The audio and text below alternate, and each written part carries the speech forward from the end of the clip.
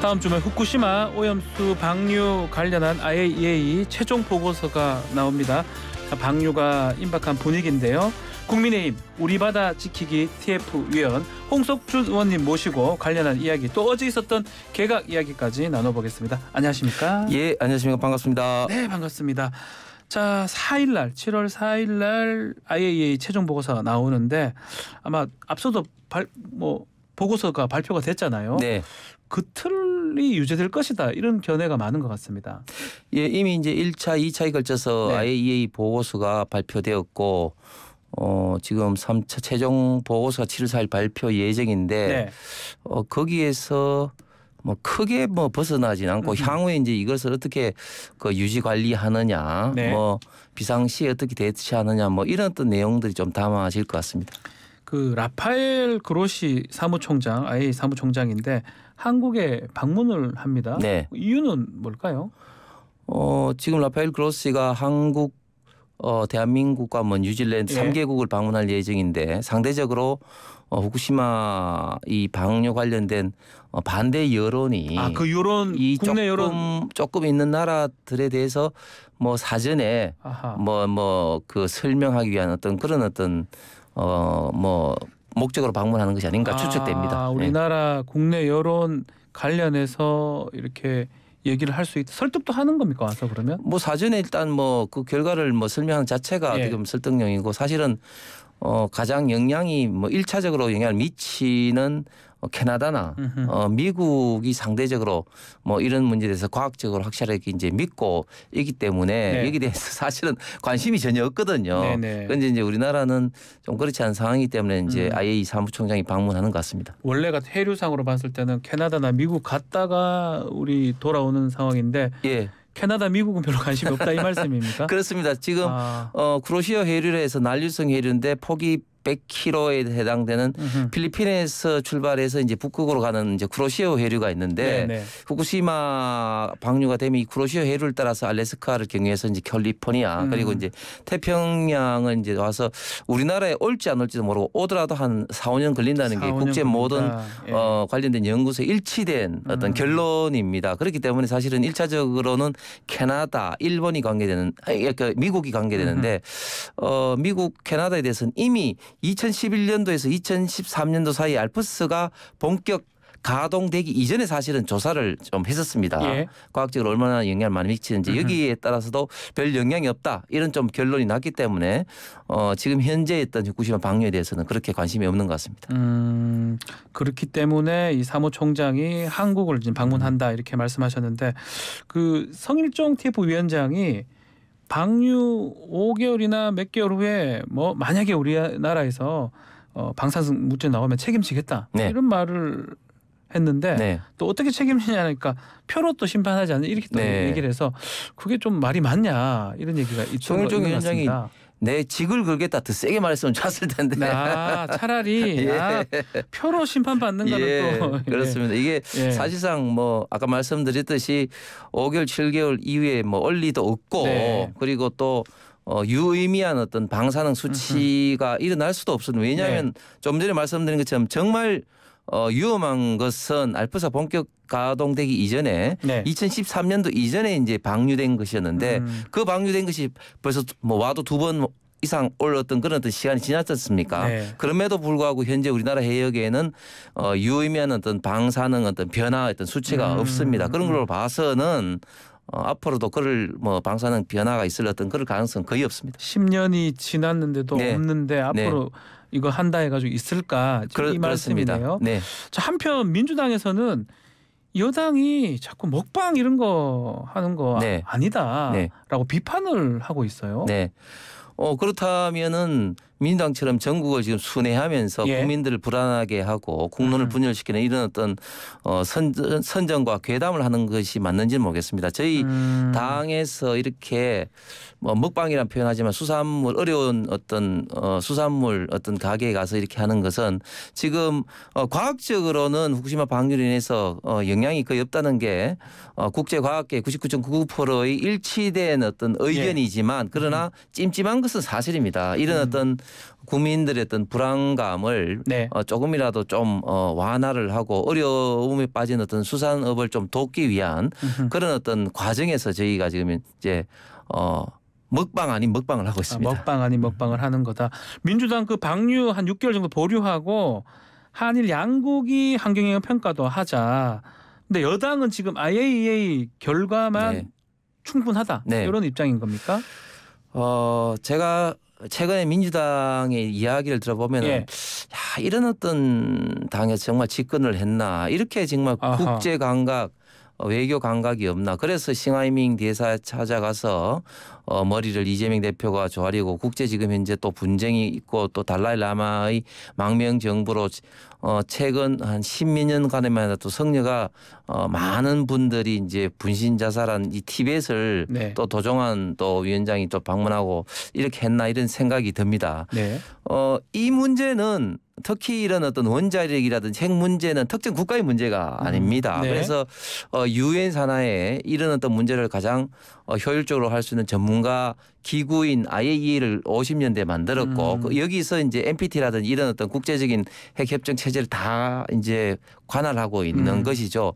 그래서 한일 환경영향 평가가 이루어진다고 합시다. 그러면은 미국이나 캐나다 그런 관련된 국가에서 역시 한국과 일본이 과학기술이기 때문에 저는 우리 국가는 전적으로 그걸 신뢰한다 이렇게 나오겠습니까? 절대 그렇지 않은 거죠. 그렇기 때문에 국제적으로 가장 전문가 집단이고 권위 있는 IAEA만이 이 문제에 대해서 할 수가 있습니다. 그렇기 때문에 문재인 정부 때도 IAEA에 우리나라 원자력 안전기술은 킨스에서 전문가를 한 분 파견을 했는 것이죠. 네. 그렇기 때문에 한일 간의 환경영향 평가를 하자 이런 어떤 이야기는 전혀 지금 현재 관련된 국제 어떤 문제라든지 이런 어떤 관련된 문제를 모르고 하는 이야기입니다. 자, 그렇다면 국민의힘이 2년 전에 방류 반대 결의안을 냈었잖아요. 네네. 그때하고 지금 상황은 좀 달라진 겁니까? 제가 2년 전에 이제 그 이제 촉구문 저희 촉구문도 다시 한번 예. 확인을 했는데요. 예. 그 이제 촉구문에 어떤 내용이냐면은 좀 더 이제 문재인 정부가 적극적으로 이런 문제에 좀 대응을 하라. 네. 그리고 국제 이제 IAEA라든지 이런 것은 이제 신뢰성 있는 과학적 검증과 관련된 자료를 많이 이제 달라. 뭐 네. 이런 식으로 촉구를 이제 했습니다. 그렇기 때문에 지금 민주당에서 이야기하고 있는 이런 선전선동 괴담 이런 거하고는 완전히 결이 다른 그런 촉구 결의안이다 이렇게 말씀드리겠습니다. 그때랑 다르다. 자, 정부가 지금 1일 브리핑을 하고 있습니다. 알프스가 걸러내지 못한 6가지 핵종이 있다고 네. 밝힌 상황이고요. 네. 그러다 보니까 국민들이 지금 IAEA 결과 네. 100% 신뢰할 수는 없다. 네. 이런 어떤 불안감들은 계속 있는 네. 것 같습니다. 예, 잘 아시는 것처럼 지금 이제 알프스의 전 처리 과정이 보면은 이제 예. 전 처리 과정이 있고 본 처리에서 크게 보면 한 10개의 합착 장비를 통해서 다양한 핵종을 걸러내게 됩니다. 네. 그 중에서도 가장 많은 좀 핵종이 세슘이라든지 스트론튬 같은 그런 어떤 핵종인데 이런 부분들이 이제 걸러내서 이제 방류하기 전에 K4 탱크에서 이제 측정을 하거든요. 예, 그래서 그 기준치가 이제 안 되면 이제 다시 이제 그 알프스 처리 장치를 반복해서 이제 걸러내게 됩니다. 네. 좀 전에 앵커께서 말씀하신 그 부분에 대해서는 현재 방류 직전 즉 K4 장치에 있는 것들도 다 지금 이제 기준치를 충족한 건 아니다. 네. 그래서 좀 전에 말씀하신 그런 어떤 6개의 핵종이 있다. 그런 이야기인 것이고 그런 어떤 부분에 대해서는 방류를 하는 것이 아니라 다시 이제 걸러지게 되는 그런 어떤 반복 과정을 거쳐서 기준치에 이제 이하로 떨어졌을 때만 네. 이제 해저턴을 통해서 60배, 40배 이상의 이제 바닷물과 희석돼서 이제 방류를 한다. 뭐 그런 어떤 과정이고 지금 현재 100%다 걸러진 건 당연히 아니죠. 그래서 예. 반복해서 이제 반복하는 걸러지게 된다. 것이다. 예, 그렇게 말씀드리겠습니다. 자, 야당에서는 오염수 방류로 우리가 얻는 국익은 뭐냐 이런 질문들을 네. 많이 하고 있습니다. 윤재혁 원내대표도 그 질문을 받았던 적이 있는 것 같은데 어떻게 말씀을 할 수 있을까요? 당연히 그 오염수로 인해서 우리가 얻는 국익은 없죠.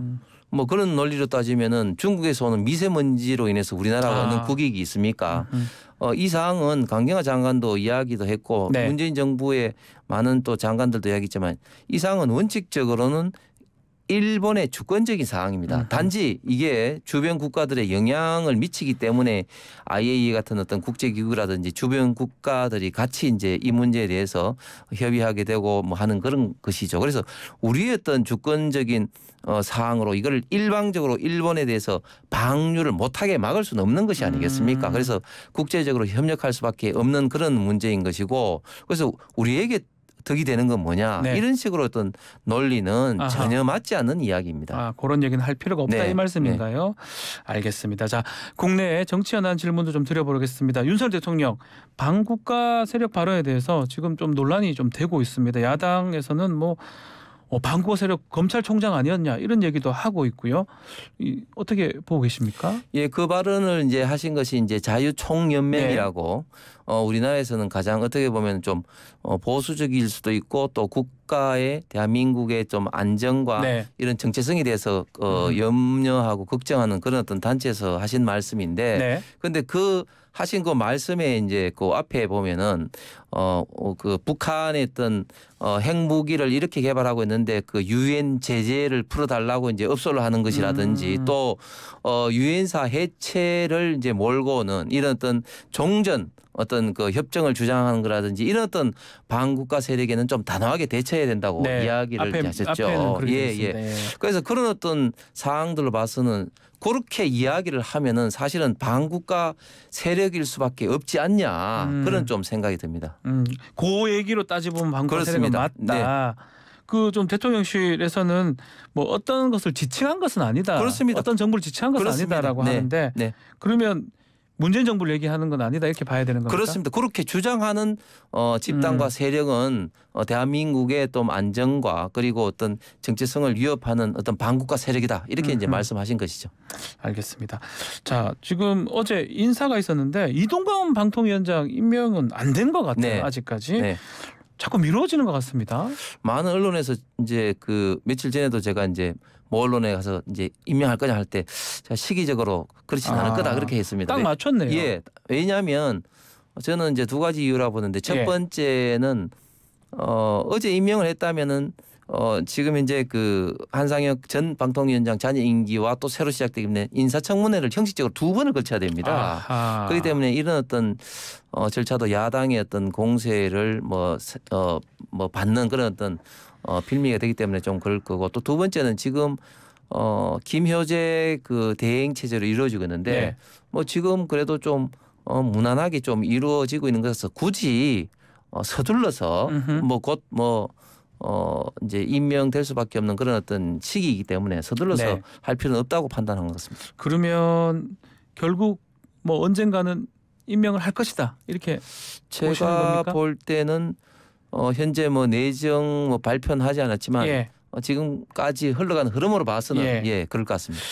자녀 학폭 논란 이 부분은 뭐 괜찮을까요? 뭐 이것 때문에 좀 미뤄지는 거 저는 관측도 있는 것 같고요. 저는 그렇지 않습니다. 지금 처음에는 사실은 이제 자녀 학폭 문제가 굉장히 저희 당 내에서도 많은 예. 우려를 했습니다. 저 아하. 역시도 많이 우려를 했습니다. 그런데 예.